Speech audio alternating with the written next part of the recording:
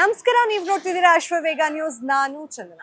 ಈಗ ಮನೆಯಲ್ಲೂ ಎಲ್ಲರ ಹತ್ರ ಕೂಡ ಮೊಬೈಲ್ ಫೋನ್ ಇದ್ದೇ ಇರತ್ತೆ. ಅಂದ್ರೆ ಬಡೂರಿಂದ ಹಿಡಿದು ಶ್ರೀಮಂತರವರೆಗೂ ಎಲ್ಲಾರ ಮನೆಯಲ್ಲೂ ಒಂದು ಮೊಬೈಲ್ ಫೋನ್ ಇರುತ್ತೆ. ಹಾಗೆ ಪ್ರತಿಯೊಬ್ಬ ಮನುಷ್ಯನ ಬಳಿ ಕೂಡ ಈ ಮೊಬೈಲ್ ಫೋನ್ ಅನ್ನೋದು ತುಂಬಾ ಈಸಿಲಿ ಆಕ್ಸೆಸಿಬಲ್ ಆಗುವಂತಹ ಒಂದು ವಸ್ತು ಅಂತ ಹೇಳ್ಬೋದು. ಒಂದು ಮನೆಯಲ್ಲಿ 4 ಜನ ಇದ್ದಾರೆ ಅಂದ್ರೆ ಆ 4 ಜನದ ಹತ್ರ ಕೂಡ ಒಂದು ಸ್ಮಾರ್ಟ್ ಫೋನ್ ಅಥವಾ ಮೊಬೈಲ್ ಫೋನ್ ಇದ್ದೇ ಇರತ್ತೆ. ಸೊ ಈ 4 ಜನದ ಹತ್ರ ಮೊಬೈಲ್ ಫೋನ್ ಇದ್ದಾಗ ಆ 4 ಮಂದಿ ರೀಚಾರ್ಜ್ ಅನ್ನ ಮಾಡಿಸ್ಕೊಳ್ತಾರೆ. ಈ ಹಿಂದೆ ಏನು ರೀಚಾರ್ಜ್ ಅನ್ನ ಹೆಚ್ಚಳ ಮಾಡಿದ್ರು ಕಳೆದ 1-2 ವರ್ಷದ ಹಿಂದೆ, ಈಗ ಮತ್ತೆ ರೀಚಾರ್ಜ್ ಅನ್ನ ಹೆಚ್ಚಳ ಮಾಡೋದಕ್ಕೆ ಸಂಸ್ಥೆಗಳು ಮುಂದಾಗಿದೆ ಅನ್ನೋ ಒಂದು ವರದಿ ಕೂಡ ಹೊರಗಡೆ ಬಂದಿದೆ.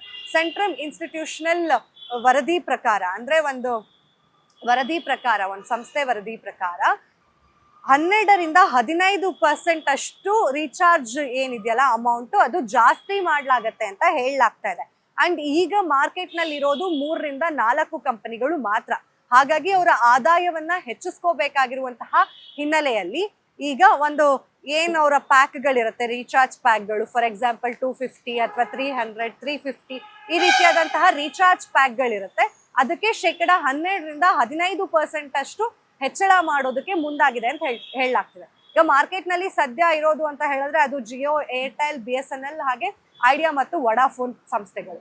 ಈ ಸಂಸ್ಥೆಗಳು ಕಾಂಪಿಟೇಷನ್ ಕೂಡ ತುಂಬಾ ಕಡಿಮೆ ಇರೋದ್ರಿಂದ ಹಾಗೆ ಅವರ ಆದಾಯವನ್ನ ದುಪ್ಪಟ್ಟು ಮಾಡ್ಕೊಳ್ಳುವಂತಹ ಒಂದು ಸಲುವಾಗಿ ಈ ರೀತಿಯಾದಂತಹ ಯೋಜನೆಯನ್ನ, ಈ ರೀತಿಯಾದಂತಹ ನಿರ್ಧಾರವನ್ನ ಮಾಡ್ತಾ ಇದ್ದಾರೆ ಅಂತ ಹೇಳಲಾಗ್ತಿದೆ. ಅಂಡ್ ರೀಚಾರ್ಜ್ ಯಾವಾಗ ಜಾಸ್ತಿ ಆಗತ್ತೆ ಅಂತ ಕೇಳೋದಾದ್ರೆ 3ರಿಂದ 4 ತಿಂಗಳ ಆದ್ಮೇಲೆ 12ರಿಂದ 15% ಹೆಚ್ಚಳ ಆಗುವಂತಹ ಎಲ್ಲಾ ಚಾನ್ಸಸ್ ಇದೆ. ಸೊ ನೀವೇನಾದ್ರೂ ಈಗ ರೀಚಾರ್ಜ್ ಪ್ಲಾನ್ ಅನ್ನ ನೋಡ್ತಿದ್ದೀರಾ ಅಂತ ಹೇಳಿದ್ರೆ ಬೆಟರ್. ನನ್ನ ಪ್ರಕಾರ 1 ವರ್ಷಕ್ಕೆ ಈಗಲೇ ರೀಚಾರ್ಜ್ ಮಾಡಿಸ್ಕೊಂಬಿಡಿ, 1-2-3 ತಿಂಗಳಾದ್ಮೇಲೆ. ಇಲ್ಲ ಅಂದ್ರೆ ಅದು ಕೂಡ ಜಾಸ್ತಿ ಆಗತ್ತೆ, ಮತ್ತೆ ನಿಮ್ಮ ಜೇಬಿಗೆ ಕತ್ತರಿ ಬೀಳುವಂತಹ ಚಾನ್ಸಸ್ ಇದೆ.